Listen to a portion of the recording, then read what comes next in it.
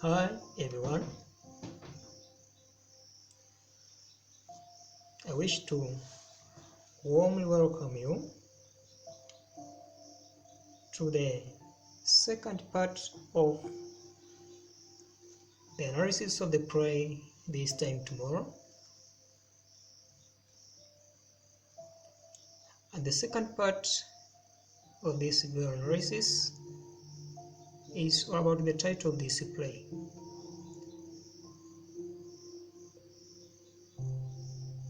The title of this play is This Time Tomorrow. Well, before proceeding, I wish to put some matters clear as far as the term title is concerned. What is the title of the work of art? The term title simply means the name given to any literary work. Can be a play, a novel, a poem, or any other artistic composition. Remember, the term title is categorized into two natures. What are the types of titles in literature? The first type of title is what is referred to as direct title. And the second type of title is what is referred to as indirect or ironic title. What is a direct title? Well, direct title as far as in literature is concerned is the nature of title whereby there is the relationship between the title itself and the content presented or contained inside that very work of art. That is to say, there is the direct relationship between the title that appears normally on the front cover of the book and what is contained inside that particular work of art.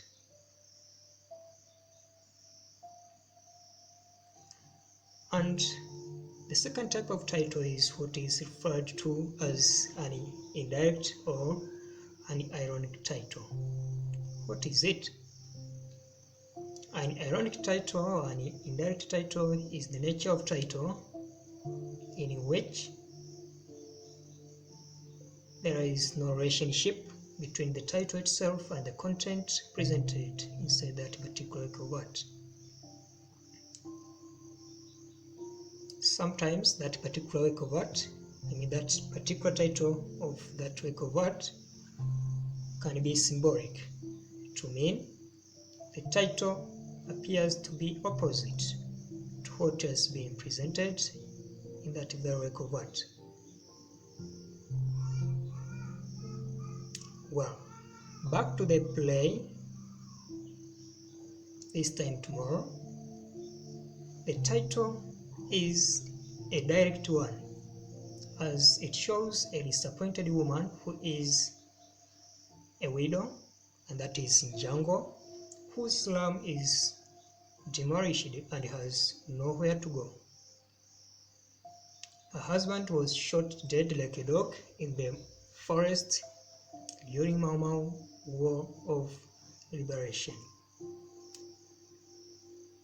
NGUGI is helpless, and yet the city council forces her to leave her home without any compensation. In page number 50, the woman cries, "They are herding us out like cattle. Where shall I go now? Tonight, where shall I be this time tomorrow?" NGUGI symbolizes the class of poor people who are slum dwellers in Uhuru Market, who are poor and mistreated by the upper or the ruling class. This book, entitled This Time Tomorrow, the title is a true reflection of the future life of the people who live at Uhuru Market. But remember, their future is pessimistic, to mean that they hope the worst of what is coming in future. NGUGI is asking herself, where shall I be this time tomorrow? This shows her state of disappointment when the city council decides to demolish their slums. She has nowhere to go. But remember, NGUGI's voice represents all the slum dwellers whose slums were demolished. They are all wondering where they are going to spend their future lives, because the slums have been their only home. Their land was taken when they were fighting for independence. For example, the shoemaker says, "It is not that I don't want to move, but the government should give me a place to go." So this is an indicator of disappointment, because the new government seems to be cruel and oppressive to them. Well, the next part of analysis is setting.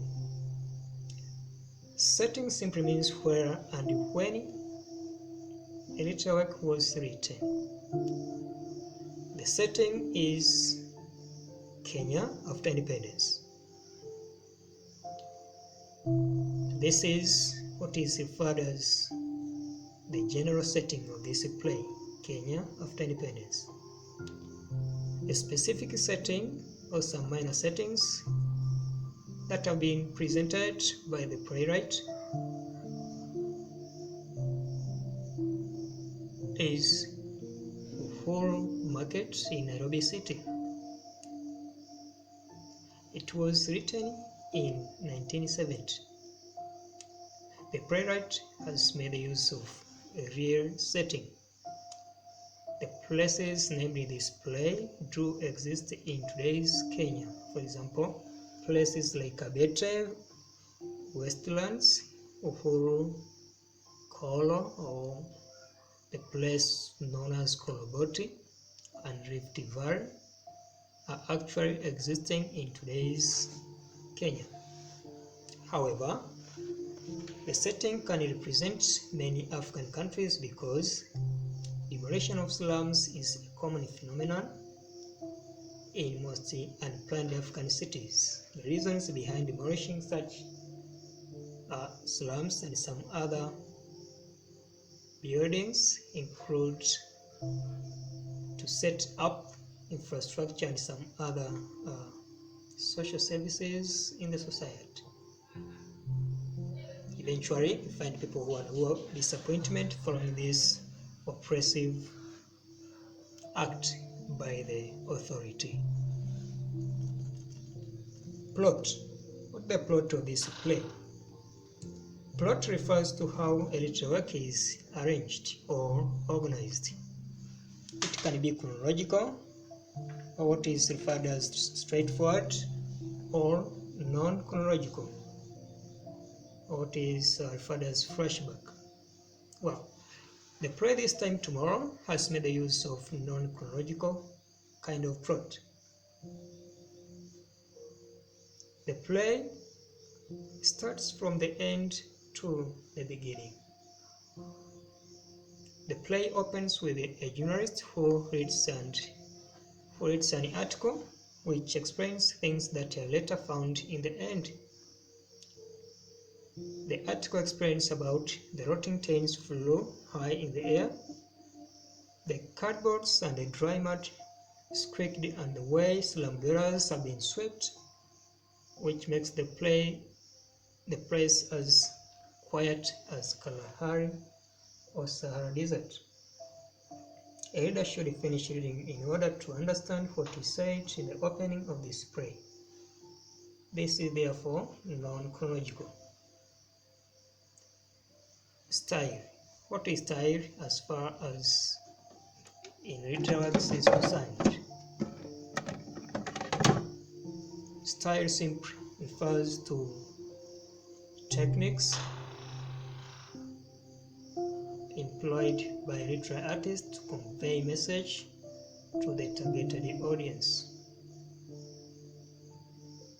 The way the work of art has been presented is what is referred as style.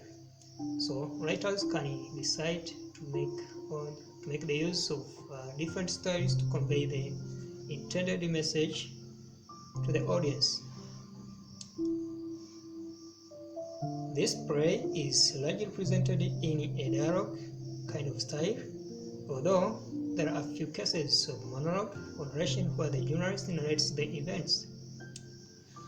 Also, the playwright used a flashback when a tinsmith narrates his past life before independence. Remember, the shoemaker also narrates the past events regarding his struggle for independence. The playwright has also made use of language of journalism, where the journalist writes his article and tries to read it. But also the journalist interviews people to get their views on the story of demolition of the slums, to identify whether they are ready to move from that place or not. Moreover, he has made the use of a song which the freedom fighters sang during Mau Mau rebellion. The song sings,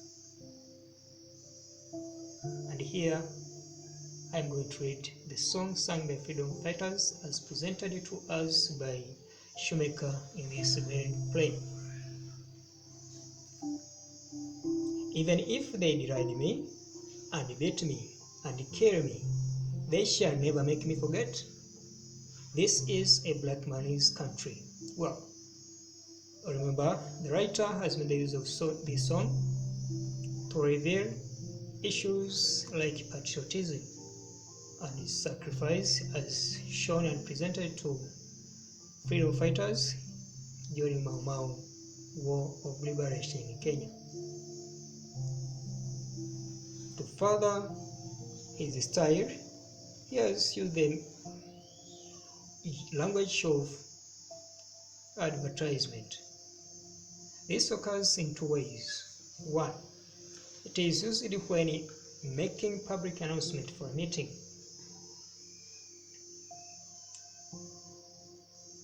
As it is heard in the play,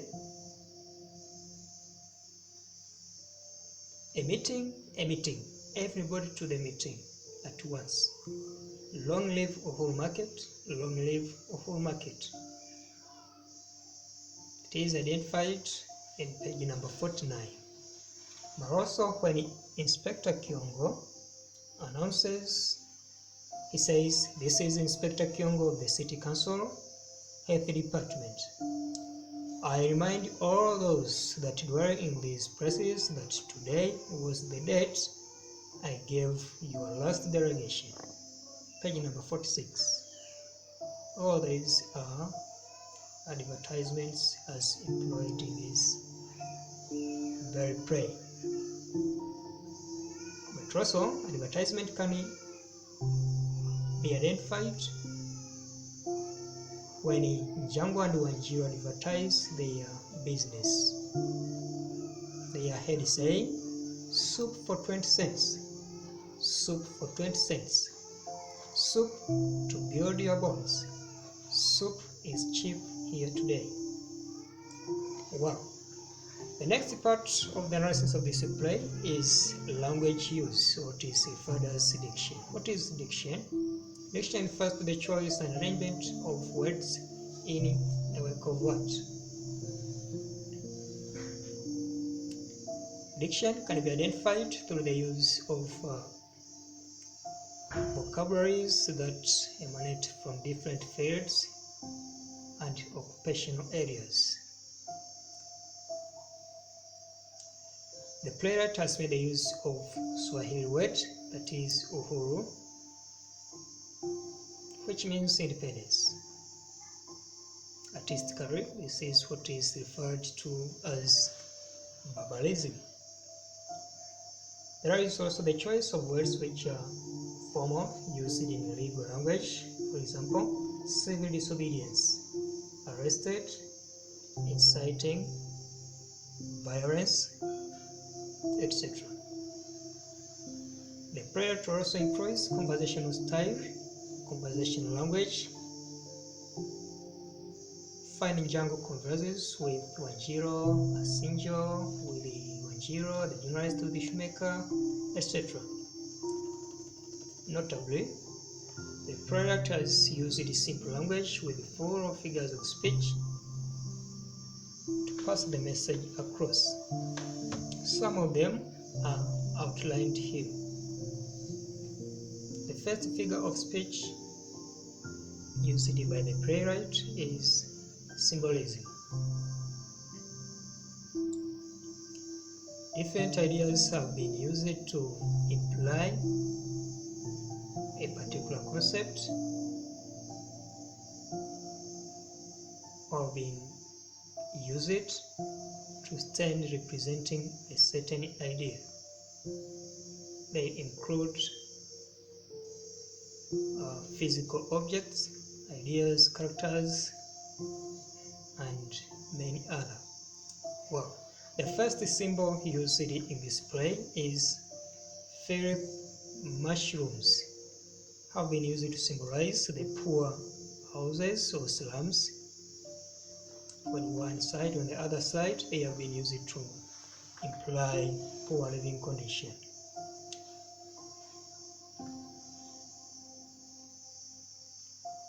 Mercedes-Benz and long American cars in this play symbolize classes based on exploitation or selfish tendencies of leaders who belong to the upper class. On the other side, we have people who are oppressed by them, slumberers who belong to the lower class. Another symbol is the symbol represented by characters like NGUGI and NGUGI. They have been used to symbolize modernity. The two people have been, in one way or another, affected by cultural imperialism, and they are trying to oppose and protest against traditional customs that have been an obstacle towards some different agenda in life, including marriage. We find the two people marrying each other regardless the fact that they come from different tribes. Well, another symbol has been represented by the character NGUGI. NGUGI has been used to symbolize traditionalism or cultural conservatism. She has been used by the playwright to imply traditional nature of lifestyle, as we find in NGUGI conserving African traditional custom of marriage by discouraging intertribal marriage. She does not let her daughter marry a man from another tribe. Another symbol has been represented by the stranger.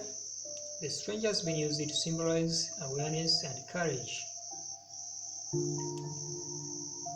Inspector THIONG'O in this play symbolizes betrayal, as we find he was once a customer of NGUGI, but later, after becoming the civil servant, we find him driving the slum dwellers away.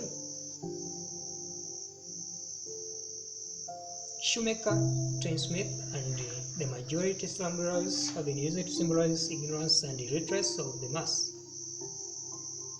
Well, another figure of speech is allusion.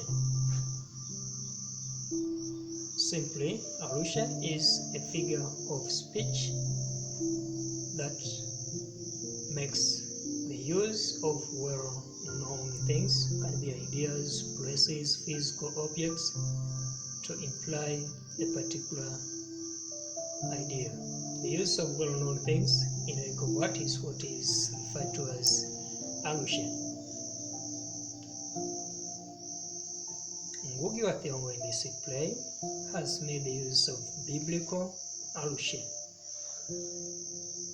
when he compares Salem's demolition to the fall of Jericho War. Remember, this is a biblical story. To verify this, it has been quoted in page number 36 when the playwright says, "Suddenly one was back in the days of Joshua, when the legendary walls of Jericho came tumbling down." Remember, Jericho is found in the Bible. Another biblical allusion used by the playwright is the part of the Lord's Prayer as spoken out by NGUGI's first and second customers, without forgetting the third customer. They are heard saying to NGUGI, "And forgive us our sins. We are late for our morning soup." Remember, it has been used to refer to Lord's Prayer in the Bible. Another figure of speech is synecdoche. Synecdoche is a figure of speech in which the part is used to represent the whole or vice versa. For example, in a human body, the head can stand to symbolize a human being. Somebody can be heard saying, "There are 10 heads in that room." What does it mean? There are 10 people in that room. In this play, synecdoche has been used by the playwright when the journalist says, "Not a human soul was in sight." Just as the word soul has been used to mean a human being, then there was no any human being somewhere there. Another figure of speech is simile, whereby the playwright has made the use of comparison of two dissimilar things by the use of conjunctions. Simile is evident in this play when the playwright says, "The terminus, normally full of beehive activities, was now as quiet as the Kalahari of Sahara Desert." Page number 36. NGUGI and Wanjiro share the floor as a bed. The conjunction "as" has been used to imply simile, because the floor has been compared with a bed. This one snores like a pig, referring to Wanjiro. Asinjo has eyes like the stranger, and such thick lips as big as a mountain. They shot him dead like a dog. People who streamed away in every direction like disturbed safari ants, referring to the bus terminus. They are heading us out like cattle. Remember, such expression is heard from Wanjiro, from NGUGI. Another figure of speech is metaphor, which implies the comparison of two dissimilar things without the use of conjunctions. Metaphor is evident in this play when NGUGI laments over Wanjiro. NGUGI is heard saying, "What a heavy load of flesh." Wanjiro here has been compared to a heavy load of flesh to imply her laziness. The journalist says it was another house of Babel to refer demolition of slums.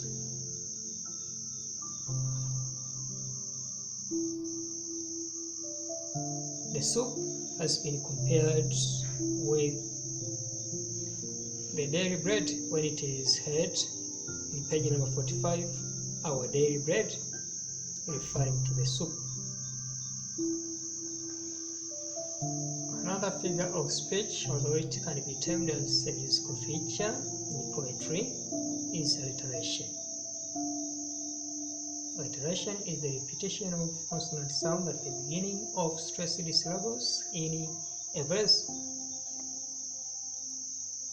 Alliteration is evident in this play when Wanjiro is heard saying, "What?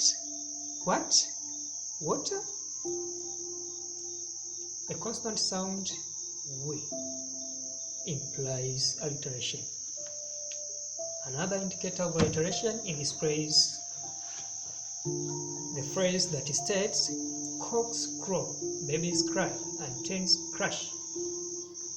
The consonant sound "k"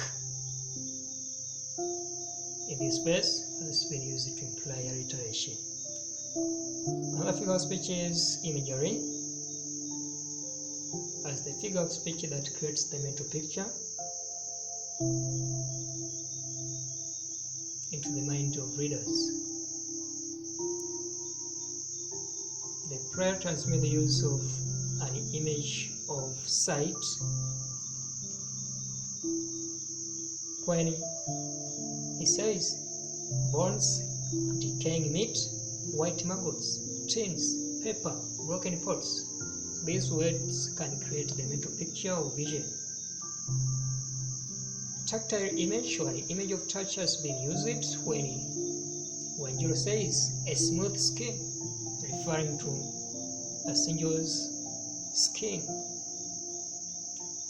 An image of smell has been used, or it is technically referred to olfactory image, when the journalist is heard saying the tantalizing smell of meat. "Once or twice I slept in public latrines. Phew, the smell." This implies an image of smell. To enrich the style, sayings have been used as wise statements, mainly used to upgrade moral standards and teach lessons in the society. One of the notable sayings employed in this play is found in page number 37, when NGUGI tells Wanjiro, "You sleep, God is sleep." What does the term "God is sleep" mean? It means sleeping as one is dead. Sleeping as though you are dead, then you are sleeping, God is sleep. Another saying is heard when the customers say, "NGUGI, you old hoe, you know how to milk your men." Though this has euphemistically been used, but remember, customers use it to play some jokes around to NGUGI, the soup seller. Another figure of speech is personification, whereby inanimates have been given human attributes or human characteristics of acting as human beings. Personification is evident when the playwright says, "John found us there." John found us there. John has been given human attributes of finding people somewhere. Another personification states, "Just now noise is dead in the city." Noise has been given human attributes or human qualities of being dead. Another personification is the village was waking up. How comes for the village to wake up like human beings? That is personification. Freights of buses from the country vomited out people who streamed away in every direction like disturbed safari ants.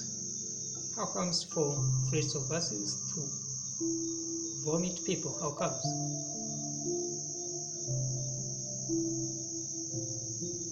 Long live Uhuru Market, long live Uhuru Market. Uhuru Market has been given human qualities of living long. Another technique used is rhetorical questions. Rhetorical questions that are asked that do not demand a reply, mainly for emphasis or indicating some sort of feelings.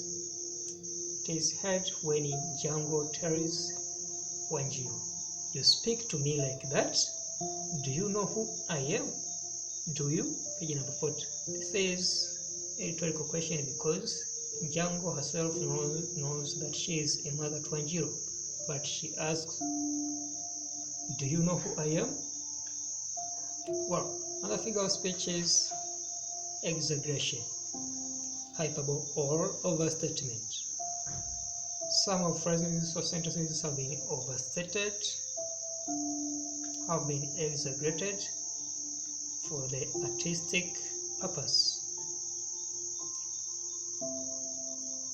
Exaggeration is evident when NGUGI is heard saying, "And such thick lips as big as a mountain," referring to Asinjo's lips.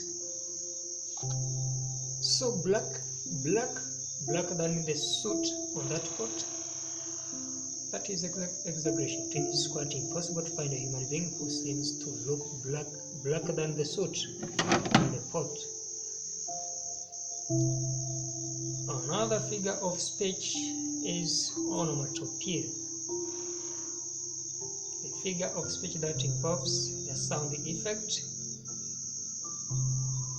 Some words have been used to imply a particular sound or the imitation of natural sounds. The tinsmith is heard saying "phew," implying the bad smell when he remembers the moments when he could sleep under the roof of the latrine. Another onomatopoeic word or expression is heard when NGUGI says "pooh." It simply implies how she was always annoyed by Inspector THIONG'O's voice. He says "pooh." His voice makes me spit. The journalist is heard saying "cock crowing, chicken cackling." So you can create an image of sound of cock crowing, chicken cackling. Another figure of speech is reiteration, or it is referred to repetition. Some words have been repeated, some phrases have been repeated, mainly for emphasizing a particular point. Well, reiteration or repetition is evident when the slum-dwellers are heard saying "run, run, run quickly." This is when the policeman, led by the police officer, approach to arrest the stranger, and he finds slum-dwellers disappearing in different directions. Another indicator of repetition is police. The police are coming. Hurry up, as spoken by Inspector THIONG'O. Wow. Thank you very much for making a critical follow-up of this analysis. And for this time, let us end up here. The coming session will be to finalize the analysis of this play based on the content part. we are going to find or to analyze, to identify different themes that have been presented or portrayed by the playwright.